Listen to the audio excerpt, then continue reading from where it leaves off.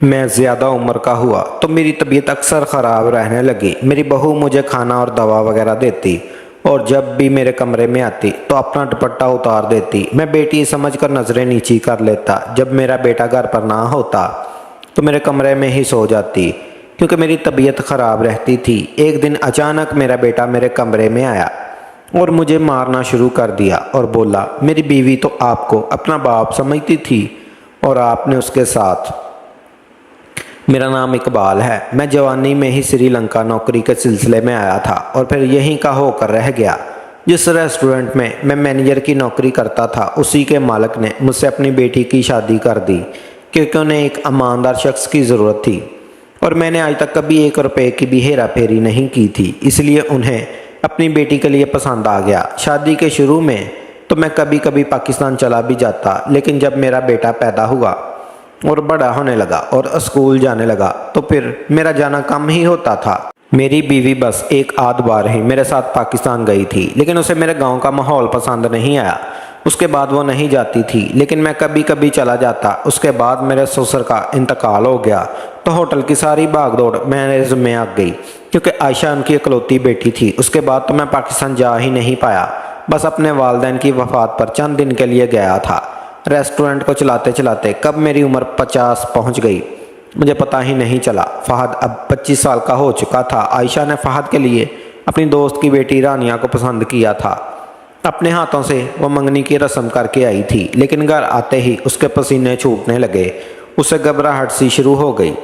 میں اور فہد اسے فوراً ہسپتال لے گئے، لیکن میری عائشہ کو ہارٹ اٹیک ہوا تھا جسے وہ سہ نہیں پائی۔ وہ عمر کے اس حصے میں مجھے تنہا چھوڑ گئی جس عمر میں مجھے اس کے ساتھ سب سے زیادہ ضرورت تھی۔ شادی کے بعد بچہ ہو جانے پر جب انسان ماں باپ بن جاتا ہے تو پھر اولاد کے لیے یہی جیتا ہے، اور ایک مرد اولاد کی ضرورت اور خواہشات کو پورا کرنے کے لیے حسب معاش ایسی چکی میں پستا چلا جاتا ہے کہ بیوی کی بہت سی خواہشات اور جذبات کو نظر انداز کر جاتا ہے۔ میں نے سوچا تو یہی تھا کہ جو وقت بھی نہ دے سکا وہ تب بھی دوں گا جب بیٹا کمانے لگے گا۔ ابھی تو ہم اپنی ذمہ داریوں سے فارغ ہونے والے تھے۔ چند ماہ میں رانیہ بیٹی بھی گھر آ جاتی تو پھر ہم میاں بیوی کا وقت ساتھ گزرتا، لیکن وہ جا چکی تھی۔ عائشہ کی حادثاتی موت نے ہمیں کہیں کا نہیں چھوڑا تھا۔ فہد کا رو رو کر برا حال تھا۔ ایسے وقت میں اگر میں بھی صبر کا دامن ہاتھ سے چھوڑ دیتا تو فہد کو کون سنبھالتا؟ میں عائشہ کے لیے رات کے اندھیرے میں ہی آنسو بہا لیا کرتا، لیکن دن میں فہد کے سامنے کمزور نہیں پڑتا۔ رانیہ بیٹی سے میں نے فہد کا نکاح 1 ماہ کے اندر ہی کر دیا کیونکہ عائشہ کے بعد ہم باپ کو سنبھالنے والا کوئی اور نہ تھا۔ میں بیمار رہنے لگا تھا، گھر کے نظام کو سنبھالنا مشکل ہو گیا تھا۔ رانیہ بہت ہی اچھی بہو ثابت ہوئی تھی۔ اس نے نہ صرف گھر کو سنبھالا بلکہ فہد کی بھی زندگی کی طرف لے آئی تھی، ورنہ اپنی ماں کے بعد تو ہر وقت اداس رہتا تھا۔ رانیہ میرا بہت خیال رکھتی تھی، مجھے وہ بیٹی کی طرح عزیز تھی۔ چند ماہ میں ہی وہ گھر کی ہر چیز کو سنبھال چکی تھی۔ عمر کے جس حصے میں تھا اب میں بیمار رہنے لگا تھا۔ پھر عائشہ کا غم میرے لیے کوئی چھوٹی بات نہیں تھی۔ رانیہ میرے کھانے پینے کا بہت خیال رکھتی تھی، مجھے وقت پر ناشتہ دیتی، میری دوا کا خیال رکھتی۔ عائشہ کے بعد مجھے بغیر نیند کی دوا کے نیند نہیں آتی تھی، اس لیے میں دوا کھا کر سو جاتا تھا۔ شام کو جب میں اٹھتا تو رانیہ میرے لیے پھل کاٹ کر لے آتی، کہنے لگتی، ابو آپ کو ذرا سی بھی پرواہ نہیں اپنی، آپ بہت کمزور ہوتے جا رہے ہیں۔ وہ مجھے سیب کاٹ کر دینے لگتی، ساتھ ساتھ مجھ سے ادھر ادھر کی باتیں بھی کرتی رہتی۔ مجھے اپنا گھر جنت سا لگنے لگا تھا، لیکن یہ سلسلہ بس چند ماہ ہی چلا تھا۔ ایک بار ہمارے گھر رانیہ کی دوست اس سے ملنے آئی، شکل سے کافی تیز تراسی لگ رہی تھی۔ اس سے کہنے لگی، تم نے سسر کو بھی گھر پہ ہی رکھا ہوا ہے، ارے تم تو اپنی شادی کے شروع کے دن بھی انجوائے نہیں کر سکتی، مجھے تو لگتا ہے کہ تم ہنی مون پر بھی نہیں گئی ہوگی۔ بھئی اولڈ ہاؤس کے کس لیے بنے ہیں شہر میں نے تو شادی کے بعد اپنے ساس سسر کو وہیں بھیج دیا تھا۔ رانیہ نے پہلے مجھے دیکھا، پھر اپنی دوست کو دیکھ کر نفی میں سر ہلانے لگی۔ میں اسی وقت اپنے کمرے سے باہر آ رہا تھا۔ اس کی دوست کی باتیں سن کر مجھے غصہ آنے لگا۔ میں نے کہا، اے لڑکی، تم کیا میری بہو کو غلط باتیں سکھا رہی ہو؟ چلو نکلو میرے گھر سے باہر۔ میں نے رانیہ کی دوست کو غصے سے کہا تھا۔ وہ مجھے دیکھ کر بخلا سی گئی تھی، لیکن بہت جلد سنبھل گئی۔ رانیہ کچھ نہیں بولی۔ وہ لڑکی مجھ سے بھی بدتمیزی کرنے لگی، کہنے لگی، آپ مجھ سے تمیز سے بات کریں، میں نے کہا اگر تم 2 منٹ کے اندر گھر سے نہیں گئی تو میں تمہیں دھکے دے کر گھر سے نکال دوں گا۔ وہ میرے گھر سے نکل گئی۔ میں نے کہا تمہاری کوئی دوست ہمارے گھر نہ آئے۔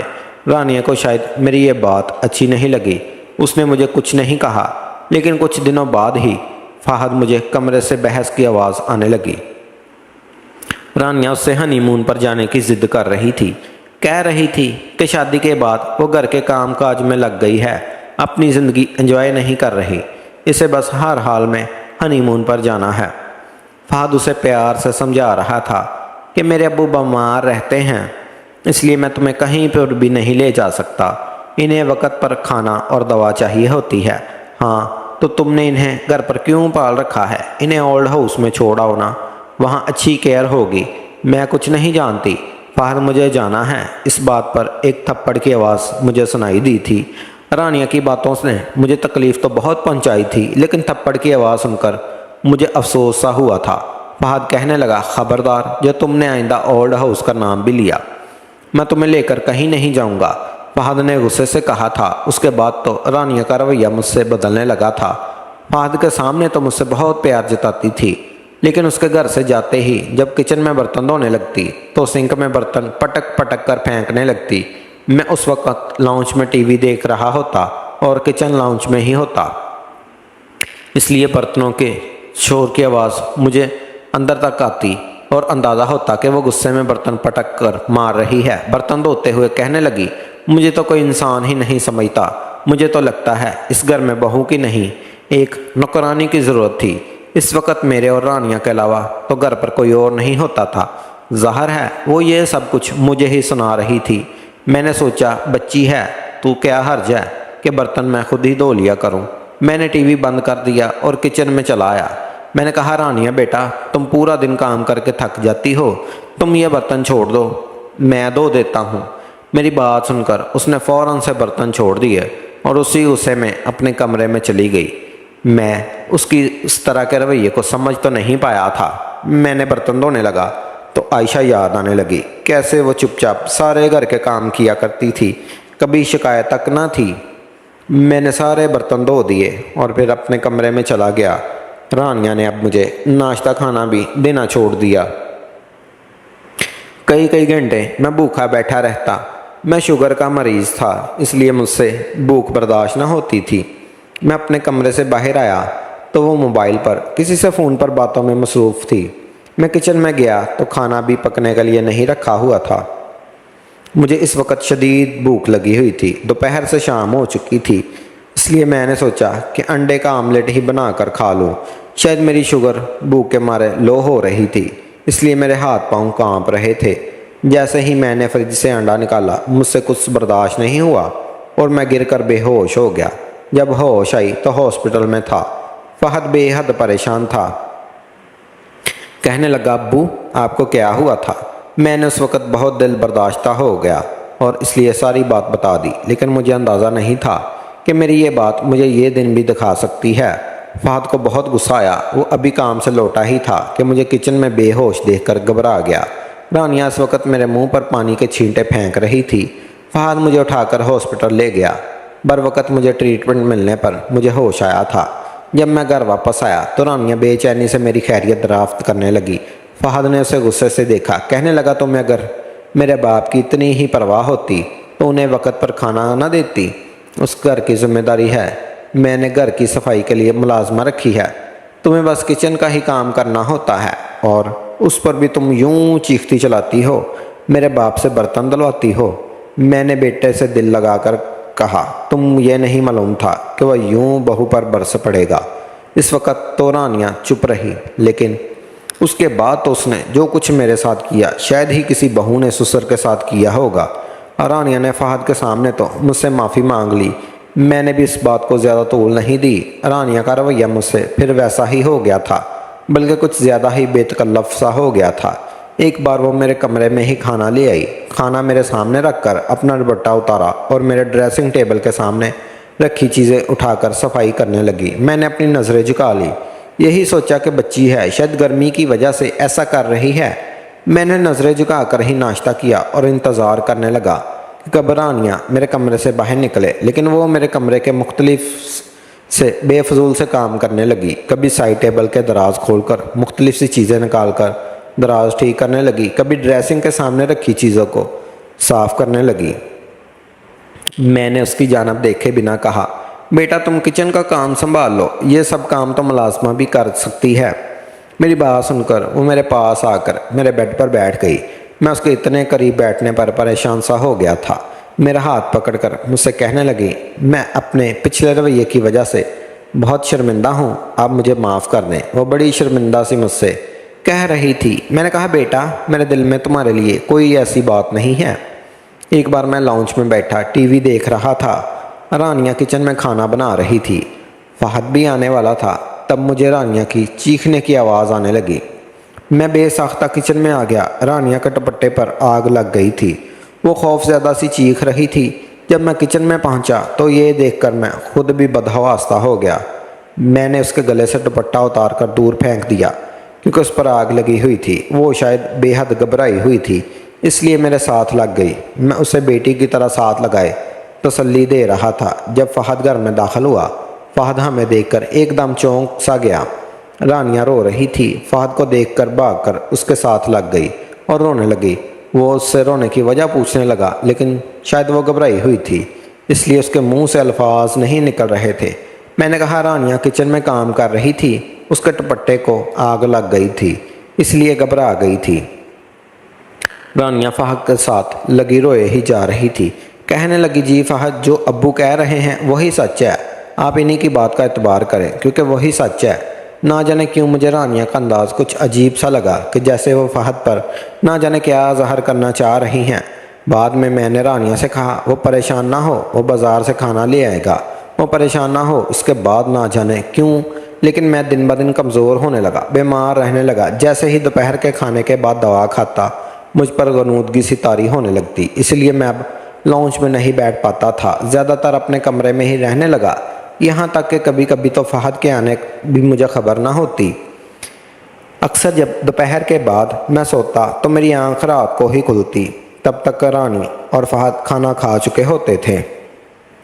मैं उठता था तो वो दोनों अपने कमरे में जा चुके होते थे। मैं खुद ही खाना गर्म करके खा लेता और दवा खाकर लेट जाता। एक बार फहद को काम के सिलसिले में दूसरे शहर जाना पड़ा। वो 2 दिन के लिए गया था। जब एक रात में गहरी नींद में था तो दरवाज़ा बजने लगा। दरवाज़ा खोला तो सामने रानिया घबराई हुई खड़ी थी।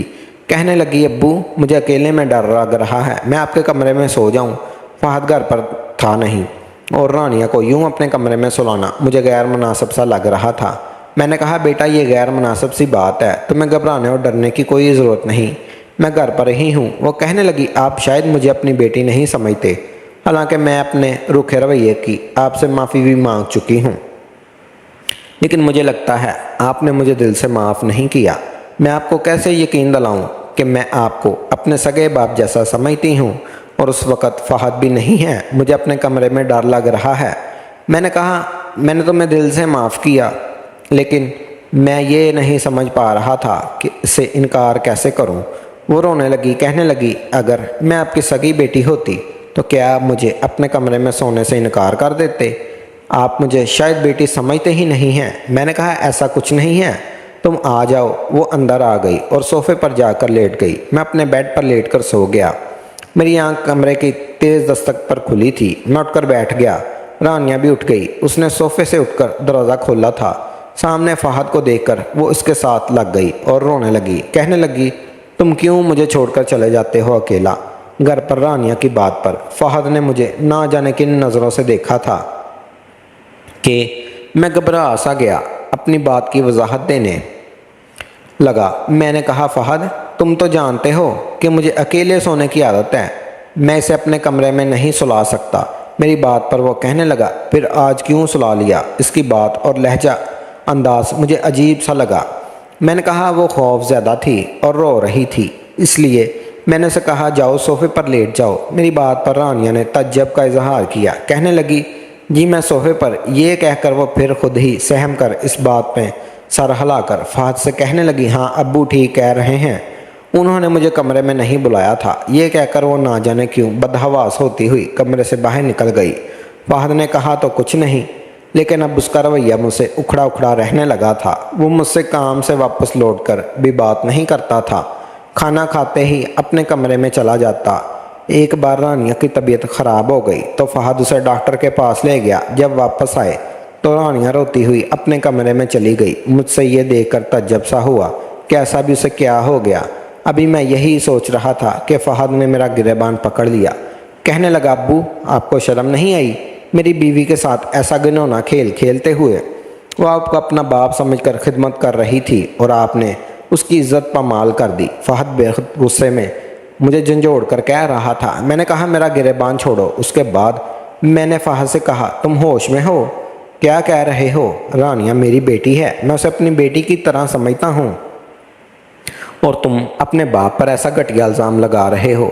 वो कहने लगा, बाप भी तो अपनी हरकतों पर गौर करे। मैंने खुद कई बार रानिया को रोते हुए आपके कमरे से बाहर निकलते देखा है। जब भी मैं काम से वापस घर आता हूँ रानिया आपके कमरे में होती है और मेरे आने पर बिना दुपट्टे के रोते हुए वो अपने कमरे से निकलती है। आप क्या करते हैं मेरी बीवी के साथ? आप उसे धमकियाँ देते हैं कि अगर उसने मुझसे कुछ कहा तो आप उससे मुझसे तलाक दिलवा देंगे, क्योंकि मैं आपका बेटा हूँ। इसीलिए जो आप कहेंगे बिना सोचे समझे मैं वही करूँगा। फहद मुझसे चला चला कर कह रहा था। मुझे तो अपने कानों पर यकीन करना मुश्किल था। वो लड़की मेरे साथ क्या खेल खेल गई थी। वो मुझे दोपहर के खाने में नींद की दवा देती थी। जब मैं सो जाता था तो फहद के आने से पहले जानबूझकर मेरे कमरे से बिना दुपट्टे वो बाहर जाती। मैंने कहा, वो झूठ बोल रही है, मुझे इस बात का इल्म नहीं, क्योंकि मैं नींद की दवा खाकर सो रहा होता हूँ। वो कहने लगा, बस भी कर दे अब्बू, कभी आप जानबूझकर इसे अपने करीब करने के लिए इसके दुपट्टे को जला देते हैं तो कभी बहाना मेरे सामने पेश कर देते हैं। मैं अंधा नहीं हूँ, आप होश में होते हैं। चंद दिन पहले भी आप होश में थे। आप जानते हैं आपने मेरे साथ क्या किया है? आपने मुझे जीते जी मार डाला है। वो ये कहकर रोने लगा। कहने लगा, मेरी बीवी हामला है और वो आपके बच्चे की। ये लफ्ज़ मेरे सामने ज़िल्लत का बहुत बड़ा तमाचा था। मैंने फहद के मुंह पर थप्पड़ मार दिया। मैंने कहा, बदबख्त, इतना बड़ा इल्ज़ाम लगाते हुए तुझे शर्म नहीं आई? वो तुम्हारी बीवी है। वो कहने लगा कि मैं बांझ हूँ। मेरी रिपोर्ट ये कहती है कि मैं बाप बनने का लायक नहीं हूँ, तो मेरी बीवी हामला कैसे हो सकती है? आप ही घर पर होते हैं, मुझे जवाब दें। मैं क्या सोच सकता हूँ? कैसे इस बात का यकीन कर लूँ कि आप सच्चे हैं? मैंने उसे कोई जवाब नहीं दिया। मैं चुपचाप अपने कमरे में आ गया, अपने कपड़े एक बैग में डाले और बैग समेत अपने आंसू साफ करते हुए घर से बाहर निकल गया। फहद ने मुझे एक बार भी नहीं रोका था। मैं ओल्ड हाउस में आ चुका था, क्योंकि मैं जान चुका था ये सारा खेल तो मुझे घर से निकालने के लिए ही रचाया गया था। मेरे जैसे और भी बहुत बूढ़े वहाँ अपने बच्चों की गलत रवैयों की वजह से आकर रह रहे थे। मुझे याद आने लगा कि शायद ये मेरा ही मकाफात अमल है। आयशा से शादी के बाद मैंने भी पाकिस्तान का रुख नहीं किया था। मेरे वालिदैन बूढ़े हो गए थे। बार बार मुझसे कहते थे, एक बार घर आकर अपनी शक्ल ही दिखा जाओ, लेकिन हमारी ज़िंदगी का कोई भरोसा नहीं, क्या मरने से पहले भी तुम्हारी शक्ल देखने को मिलेगी या नहीं। लेकिन उस वक़्त मुझे अपने बेटे की फ़िक्र लगी रहती थी। मुझे उसे अच्छी तालीम दिलवाने के लिए दिन रात मेहनत करनी थी। मेरे वालिदैन मुझे रोते हुए फ़ोन करते थे, अपने पास बुलाते थे, लेकिन मैं टालता रहता था। मुझे तो बस फहद की फ़िक्र थी, इस बेटे की जिसने आज मेरे बारे में एक पल भी नहीं सोचा। शायद ये मेरा मकाफात अमल है। इस वक्त मैंने अपने वालिदैन की खिदमत नहीं की थी जब उन्हें मेरी ज़रूरत थी, इसलिए मेरी औलाद अब मुझे कैसे पूछ सकती है। मैं फूट फूट कर रोते हुए अपने रब से माफ़ी मांगने लगा। अब मेरा सारा वक्त इबादत में गुजर जाता है। चंद माह बाद फहद मुझे लेने आ गया। कहने लगा, अब्बू मुझे माफ़ कर दे, रानिया एक झूठी और मकार औरत है। मैंने उसकी बातें सुन ली हैं जो वो अपनी दोस्त के साथ कर रही थी कि उसने आप पर झूठा इल्ज़ाम लगाकर आपको ओल्ड हाउस में जाने पर मजबूर कर दिया। उसने मेरी रिपोर्ट भी झूठी बनवाई थी। मैं बांझ नहीं था। मैंने कहा, तुम लोगों का कसूर नहीं, मैं शायद अपने किए की सज़ा पा रहा हूँ। तुम मुझे यहीं रहने दो, क्योंकि मैं यहाँ सुकून से हूँ।